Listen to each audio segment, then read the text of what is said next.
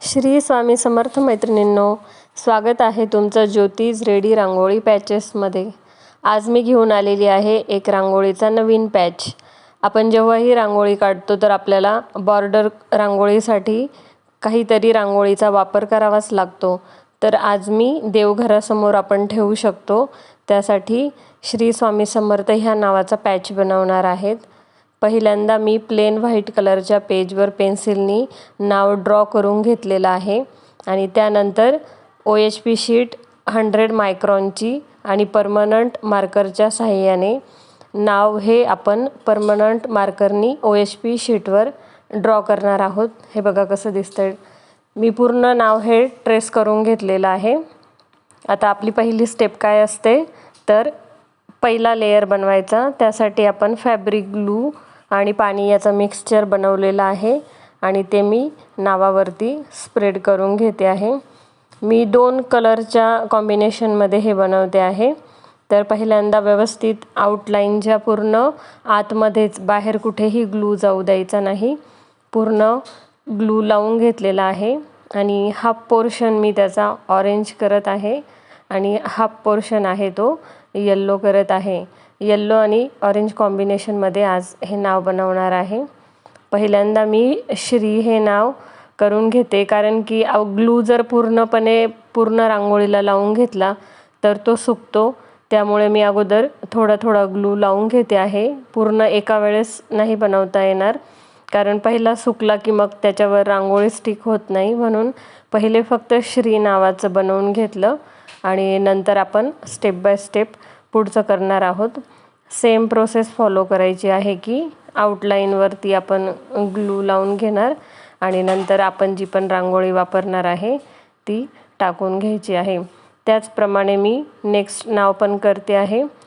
हा पॅच आपण जेव्हा देवघरासमोर ठेवतो तेव्हा खूप सुंदर दिसतो आणि व्हाईट कलरची जर फरशी असेल त्यावरती हे येल्लो आणि ऑरेंज कलरचं कॉम्बिनेशन खूप छान दिसतं। आणि आपण जेव्हा रांगोळीनी नाव काढतो तर पाहिजे तशी फिनिशिंग येत नाही, त्याच्यामुळे असा पॅच बनवून ठेवून आपण तो कायम वापरू शकतो। नंतर पाहिजे ती रांगोळी टाकून घेता येते।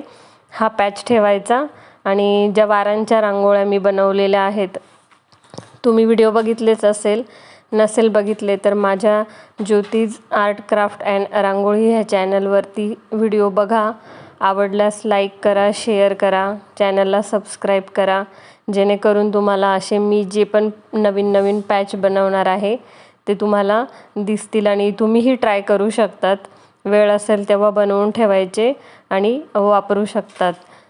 मी आता फर्स्ट लेयर पूर्ण झालेला आहे। फर्स्ट लेयर पूर्ण सुकल्यानंतरच आपण सेकंड लेयर करायला घेतो। तर मी फर्स्ट लेयर झाल्यानंतर आता हा सेकंड लेयर स्टार्ट केला आहे।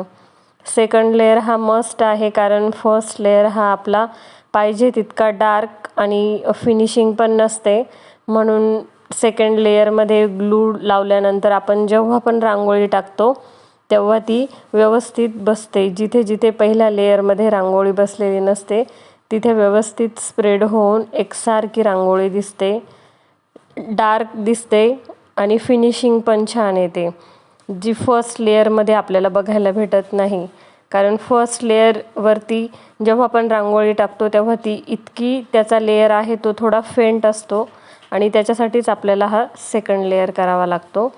सेकंड लेयरची पण प्रोसेस तुम्हाला माहीतच आहे की आपण फर्स्ट लेयर पूर्णपणे सुकल्यानंतर मग सेकंड लेयर करतो, जेणेकरून रांगोळी ही छान पण दिसते आणि फिनिशिंग पण छान येते। त्याचप्रमाणे मी हे पूर्ण जी प्रोसेस आहे ती तिघही नावांना सेम केलेली आहे आणि बघा रांगोळीचा कलर कॉम्बिनेशन पण किती सुंदर दिसतंय, ऑरेंज आणि येल्लो। तुम्हीही असा पॅच बनवू शकता। मी इथं हे नाव घेतलंय आपण महालक्ष्मी प्रसन्न, किंवा पाहिजे त्या नावाचा पॅच आपण बनवू शकतो। मी वारांच्या रांगोळ्या बनवलेल्या आहेत त्यासाठी हा सुटेबल वाटतो, म्हणून मी सध्या हा पॅच बनवलेला आहे। मी तुम्हाला नेक्स्ट व्हिडिओमध्ये याचा वापर आपण कसा कसा करू शकतो ते नक्की दाखवेल। थँक्यू।